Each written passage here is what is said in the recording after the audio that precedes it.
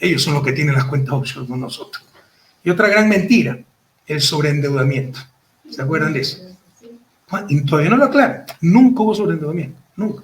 Era tan fácil como entrar en la página web del Banco Central. Estas cifras que les voy a mostrar son de la página web del Banco Central. Miren, por favor, si me pasan las diapositivas. Me indican siempre si está saliendo todo bien, ¿no? Les insisto, esto, trabajamos con medios muy precarios y con voluntarios, entonces les agradezco muchísimo todo su trabajo. Pongan, por favor, las diapositivas. Pero yo no las veo. Entonces pónganme a mí un teléfono, no sean mal. Sé que hay una falla, ¿no? Bueno, aquí ustedes pueden ver la primera diapositiva, es la tabla de deuda, lastimosamente. Sí, la próxima vez ver eso, que por hacerlo mejor están pasando de Ecuador las cosas, pero acá no las veo yo. Perdone la vejentud, necesito los lentes. ¿Ya? Ustedes pueden ver, estas son cifras, no de Correa, no de Revolución Ciudadana, son del Banco Central, siempre estuvieron ahí. Un tiempo la ocultaron, pero no pueden ocultar todo el tiempo esto, porque es por ley que tienen que publicar estas cifras. Ustedes pueden ver, en el 2016, finales, el total de deuda agregada. Eso significa que se suma lo que ve el municipio A al municipio B, lo que ve el gobierno al municipio A, el gobierno al IES, pero todo es el mismo sector público. Para hacer una analogía con la familia, es como que si contemos lo que le debe el hermano Juan al hermano Pedro, lo que debe el hermano Pedro al papá Cristóbal, lo que le debe el papá Cristóbal a la mamá María. Pero si ustedes quieren ver la solvencia de la familia, para darle un crédito a la familia, tienen que consolidar toda esa deuda, tienen que cruzarla. Lo importante es cuánto le debe la familia al banco, cuánto le debe la familia al almacén de al frente, a la tienda de la esquina, ¿de acuerdo? Eso se llama la deuda consolidada y es la forma correcta de contabilizar la deuda, está en el manual del Fondo Monetario. Pues esto la contabilizaron agregada, pero ni así. Se inventaron unas cuentas alegres, el famoso CELI, acuérdense que hizo una comisión de deuda, todo eso era ilegal, pero aquí estaban las cifras. Las cifras nos dicen, oficiales, que para el 2016 nuestra coeficiente de deuda PIB era 38 puntos y que en el 2019 llega al 50%. Es Moreno el que se endeuda y no puso ni un poste de alumbrado público. No solo eso, lo verdaderamente importante es la deuda externa, porque el resto son nuestros propios recursos, es el ejemplo de la familia, ¿ya? Entonces lo importante es cuánto le debemos al exterior. El resto es financiamiento nacional, significa que el país tiene sus capacidades. Cuando pedimos ahorro al exterior, financiamiento al exterior, ahí sí demuestra que tuvimos necesidad de un respaldo internacional. Esa deuda en el 2016 fue 25.6%, menos del 26% del PIB. Nunca hubo sobreendeudamiento. No solo eso, no es que empezamos de cero, en el 2006 era 22%, subió 4 puntos. Eran 10.000 millones de dólares y acabamos en 25.000 millones, 15.000 millones de dólares. Pero 15.000 millones, invertimos 100.000 millones. Eso quiere decir que somos 85.000 millones más ricos. Es tan sencillo como esto. Si ustedes compraron propiedades, terrenos, casas, máquinas de 100.000 millones y solo le deben al banco 15.000 millones, quiere decir que acumularon 85.000 millones. Eso se hizo con el país. Eso es tan sencillo como esto. Pero creen que algo tan elemental no lo pudo decir la prensa. Pero esta es la forma agregada de medirla. No es la, perdón, están midiéndola agregadamente. No es la forma correcta. Están sumando lo que debe el hermano Juanito al hermano Pedrito. Lo que debe el gobierno al IES, cuando todo es sector público. Veamos la forma correcta. No le digo yo, lo dice el manual del Fondo Monetario. Es consolidar, cruzar, y es básicamente lo que debe el gobierno, el sector público, el sector privado, que en Ecuador es casi nulo porque el sector privado no tiene capacidad de financiamiento. Normalmente es lo contrario, el sector público financia el sector privado, y básicamente lo que debe el sector público al exterior. ¿Ok? Veamos por favor esa diapositiva, que es la siguiente. ¿No? Bueno, ese coeficiente de deuda PIB estaba en cerca de 32%. No sé si me ponen la diapositiva. ¿Sí está? Yo aquí no la veo. Ya. Si aquí le están poniendo, ya la estoy viendo, por favor. ¿Ya? La deuda consolidada, como ustedes podrán ver, ¿ya? Es que la persona que me hace el lenguaje de señas me tapa las cifras, por favor, si se pasa un ladito, un ratito. ¿Ya? Si ustedes suman, bueno, esta es la deuda consolidada, como les decía. Continuemos hay un gráfico donde se ve de mejor manera la información. Aquí está el gráfico, ¿ya?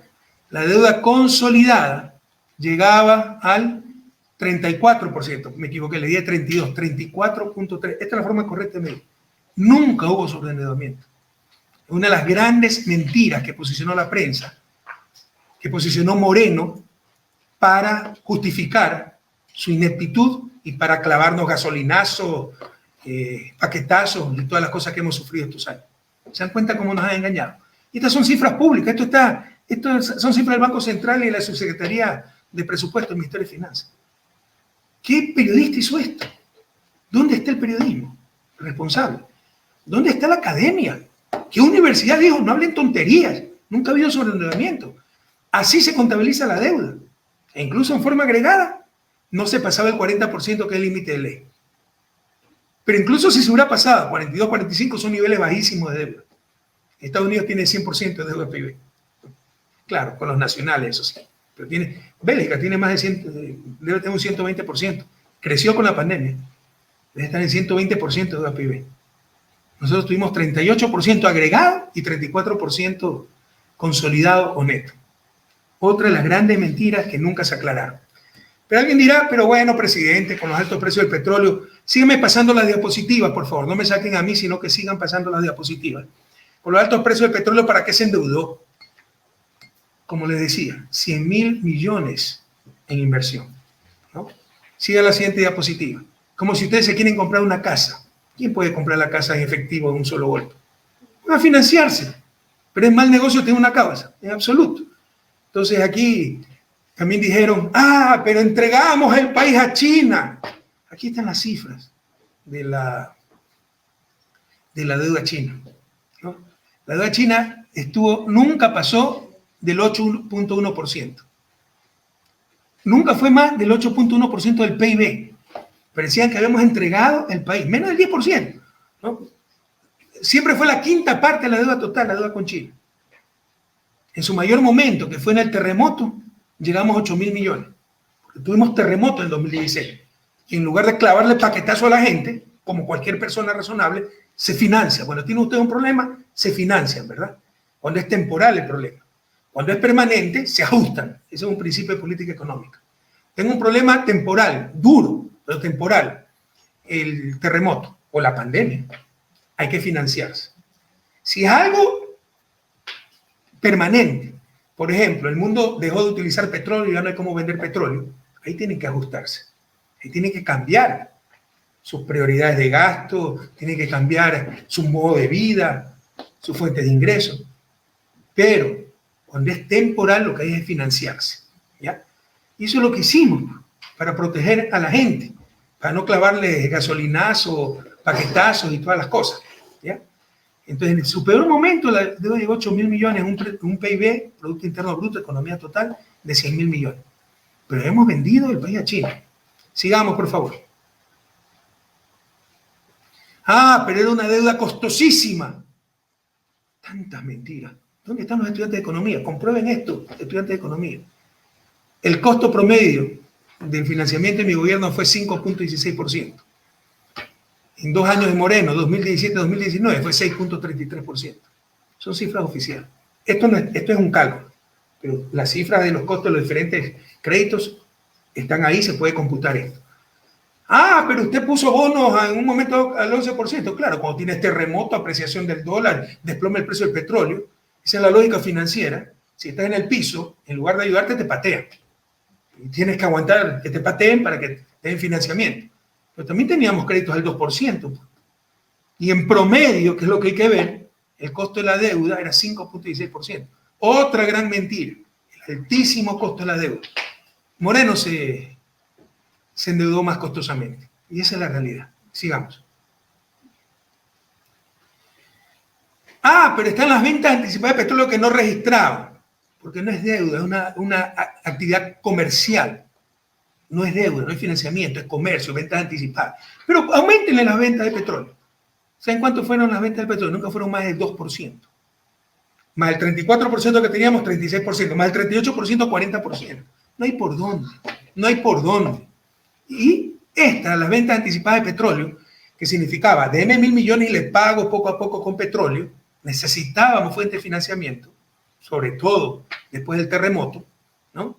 Se acabó de pagar, aquí está, en el año 2019, ¿no? 2000, déjame ver.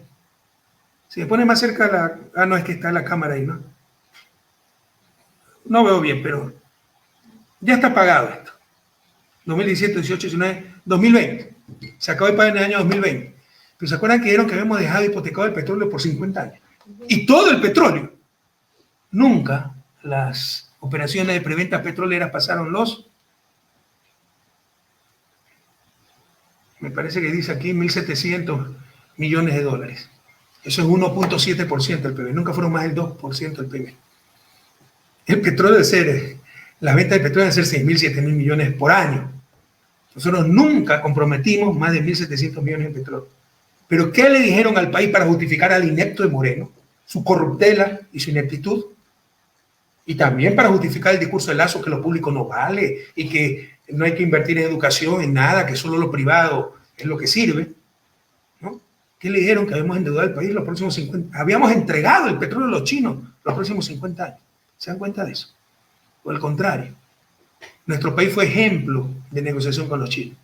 Y yo lo dije en el 2005 cuando fui ministro de Economía, porque algo entiendo de economía. China es el principal financista del mundo, financia a Estados Unidos. Estados Unidos le debe el alma a China. ¿Pero qué le falta? Hidrocarburos. Nosotros tenemos hidrocarburos. ¿Qué nos falta? Financiamiento para el desarrollo, pero el hambre con la necesidad. Se lo dije en el 2005. Vamos a sacar el máximo provecho del principal financista del mundo. Y gracias a eso fuimos ejemplo para toda América Latina. ¿Y cuántas cosas hicieron? Pero dijeron que habíamos vendido el país a China. Esa deuda nunca pasó a 8.000 millones. Alrededor de 8.000 millones. Dijeron que habíamos hipotecado el petróleo los próximos 50 años a los chinos. Nunca pasó de 1.700 millones la preventa petrolera.